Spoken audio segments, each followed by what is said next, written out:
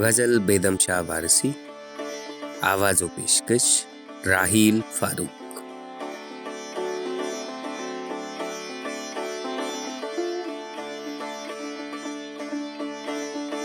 काबे का शौक है न सनम खाना चाहिए, जाना चाहिए, दरे जाना चाहिए।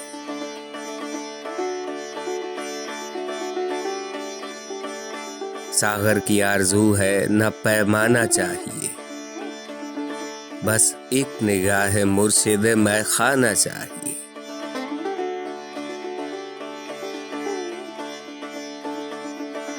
हाजिर है मेरे जैबो गिरेबा की धज्जियां, अब और क्या तुझे दिले दीवाना चाहिए।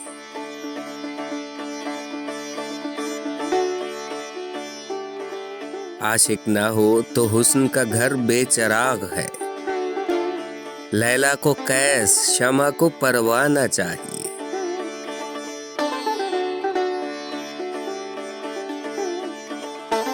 परवरदाए करम से तो ज़ेबा नहीं हिजाब, मुझ खाना ज़ादे हुस्न से पर्दा न चाहिए।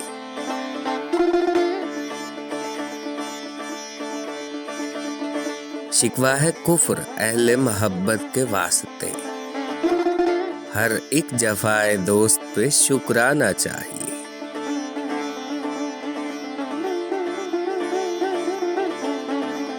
बादाकशों को देते हैं सागर ये पूछ कर, किसको ज़काते नरगिस मस्ताना चाहिए।